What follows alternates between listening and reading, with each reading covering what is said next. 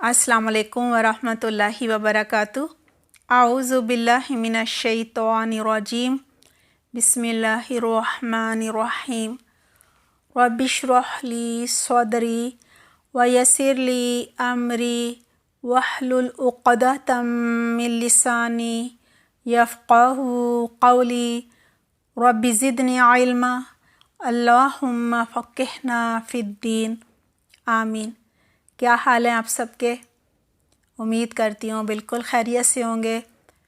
दुआ है अल्लाह सुब्हाना ताला हमेशा आपको अपनी हिफ्ज़ व मान में रखे, हर शर से, हर फितने से बचा कर रखे, आपके वक्त में, आपकी सेहत में, आपकी ज़िंदगी में और ईमान में बहुत सी बरकत अता फ़रमाए। अल्लाह सुब्हाना ताला आपको दीन के अहकामात बेहतरीन तरीके से सीखने वाला, अमल करने वाला और दूसरों तक पहुंचाने वाला बनाए।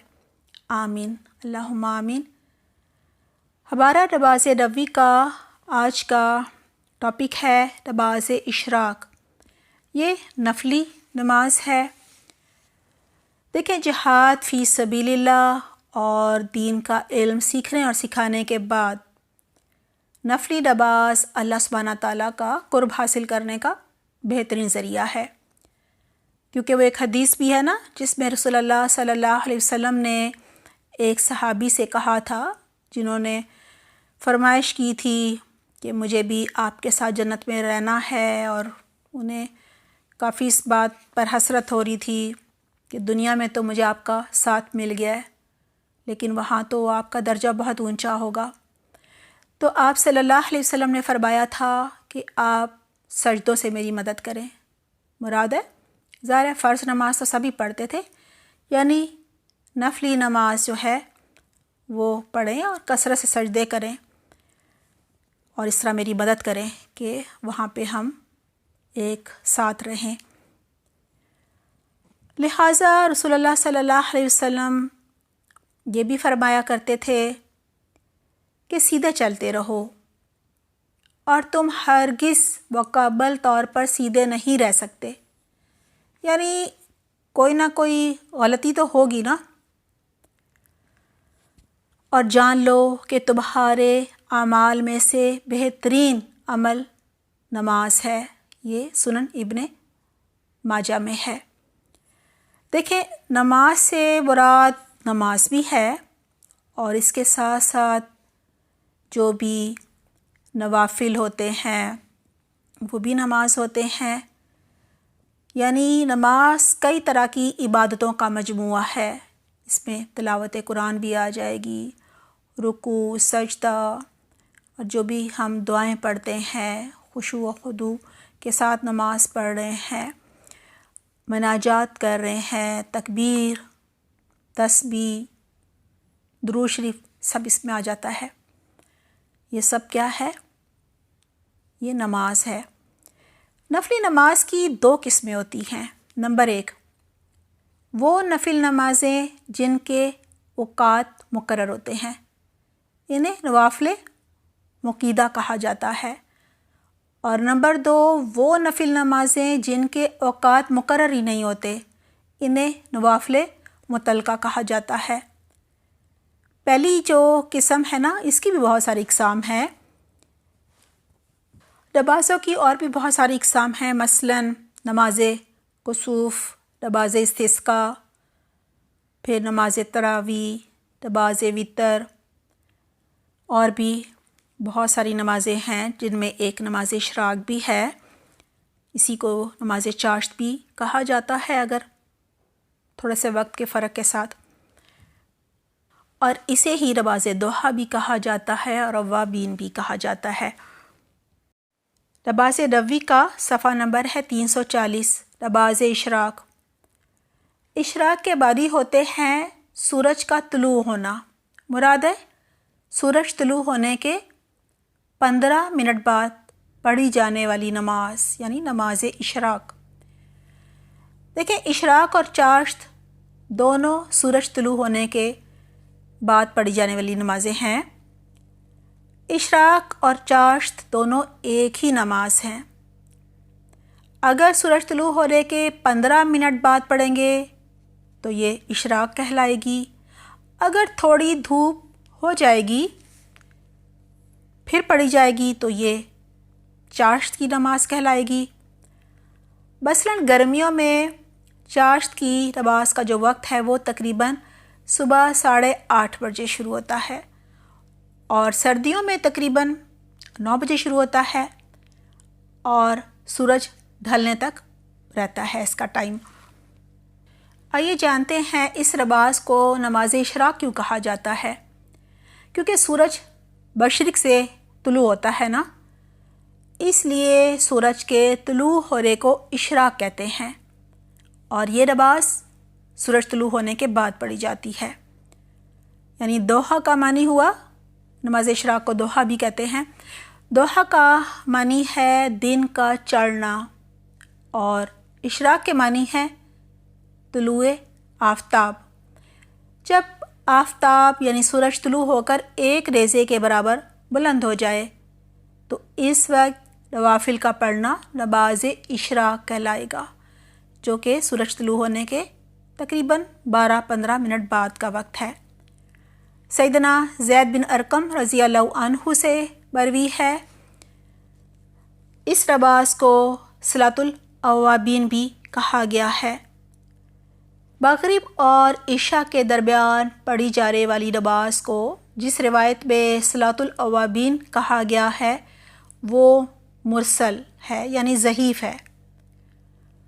سیدنا ابو ذر رضی اللہ عنہ سے روایت ہے کہ رسول اللہ صلی اللہ علیہ وسلم نے فرمایا یصبح علی کل سلامہ من احدکم صدقۃ وکل تسبیحۃ صدقۃ وکل تحمیدۃ صدقۃ وکل تہلیلۃ صدقۃ وکل تکبیرۃ صدقۃ وامر بالمعروف صدقۃ ونہی عن المنکر صدقۃ ویجزئ من ذلک رکعتان یرکعہما من الضحیٰ. ہر صبح آدمی پر لازم ہے، یعنی جب انسان صبح اٹھے تو اسے یہ کام ضرور کرنا ہے کہ وہ اپنے جسم کے ہر جوڑ کے بدلے صدقہ کرے، صدقہ خیرات کرے.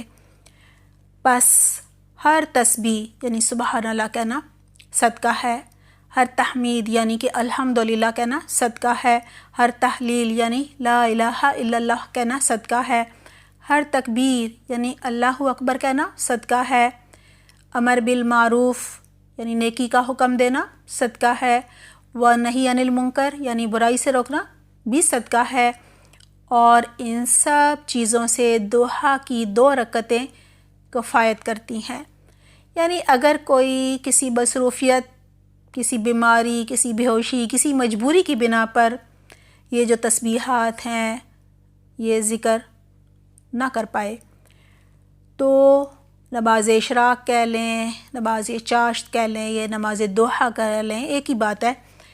تو کہا جا رہا ہے نماز دوحہ کی 2 رکعتیں جو ہیں وہ کافی ہو جاتی ہیں.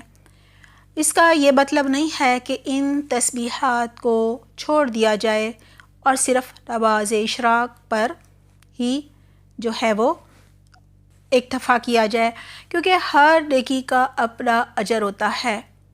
یہ سب صرف اشراق کی فضیلت بتانے کے لیے تھا. سنن نبی داؤد میں ہے رسول اللہ صلی اللہ علیہ وسلم نے فرمایا اللہ تعالیٰ فرماتا ہے اے آدم کے بیٹے خالص میرے لیے 4 رکعات اشراق کی اول دن میں پڑھ، میں تجھے اس دن کی شام تک کفایت کروں گا. ایک تو کفایت کا یہی مطلب ہے کہ کسی مجبوری سے اگر کچھ رہ جائے تو اس کا بھی اجر ملتا ہے، اور اس کا ایک مفہوم یہ بھی ہے کفایت کا کہ اللہ جو ہے وہ پھر کام سنوار دے گا. معاذہ تابیر رحم اللہ نے ام المؤمنین حضرت عائشہ صدیقہ رضی اللہ عنہا سے دریافت کیا کہ رسول اللہ صلی اللہ علیہ وسلم نماز دوحہ میں کتنی رکعات پڑھتے تھے. حضرت عائشہ رضی اللہ عنہا نے کہا 4 رکعات، اور جس قدر اللہ چاہتا آپ صلی اللہ علیہ وسلم اس سے زیادہ بھی پڑھتے۔ یہ صحیح مسلم صلاۃ الضحیٰ کی حدیث ہے۔ دیکھیں نام بدل جاتے ہیں، ضحیٰ کہیں، اشراق کہیں، چاشت کہیں، مطلب وقت کے آگے پیچھے ہونے سے نام بدل رہے ہیں نا۔ اگر فجر کی نماز کے بعد جائے نماز پر ہی بیٹھ کر اشراق کا انتظار کیا جائے، یعنی سورج طلوع ہونے کے 12-15 منٹ بعد یہ نوافل پڑھے جائیں جو کہ نماز اشراق کہلائیں گے، تو حج اور عمرے کا ثواب ملتا ہے۔ اور جیسا کہ ابھی بات ہوئی، یہ نماز 2 رکعت کر کے پڑھی جائے گی۔ اس نماز کا کوئی وقت مقرر نہیں ہے، کب پڑھا جائے تو کیا کہلائے گی، سب بات ہو گئی ہے۔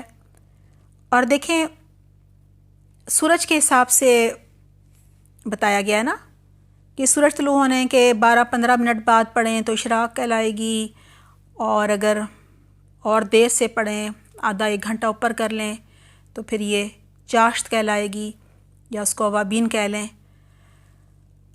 یعنی سورج کے مطابق پڑھنا ہے۔ کیا حکمت ہے اس میں؟ دیکھیں کسی بھی ملک میں کوئی ہو تو سورج تو ہر ملک میں نکلتا ہے نا، تو اس کے حساب سے وہ چلے گا، کسی کو مشکل نہیں ہوگی۔ صحیح مسلم میں ہے صلاۃ الاوابین حین ترمد الفصال، ترجمہ ہے نماز اوابین، جسے نماز ضحیٰ یا نماز اشراق یا نماز چاشت کہہ لیں، اس کا مناسب وقت وہ ہے جب اونٹ کے بچے ریت کی گرمی محسوس کرنے لگیں۔ تو اس کا نام نماز چاشت تو ہو سکتا ہے، لیکن اشراق شاید نہیں ہو سکتا، کیونکہ اشراق کا ٹائم تو اور بھی پہلے کا ہے نا، سورج طلوع ہونے کے تقریباً 12-15 منٹ بعد کا۔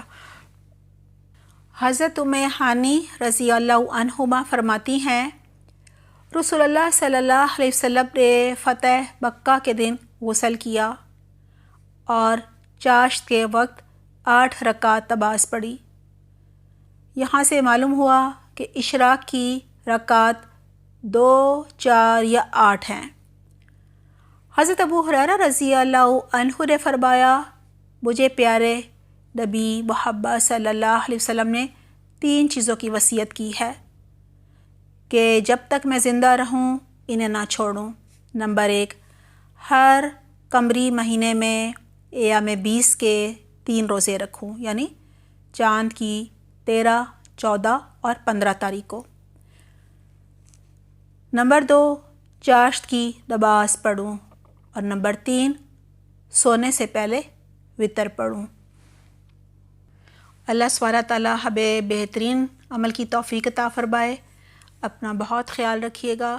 سبحانک اللہم و بحمدک، نشہد ان لا الہ الا انت، نستغفرک و نتوب الیک۔ والسلام علیکم ورحمۃ اللہ وبرکاتہ۔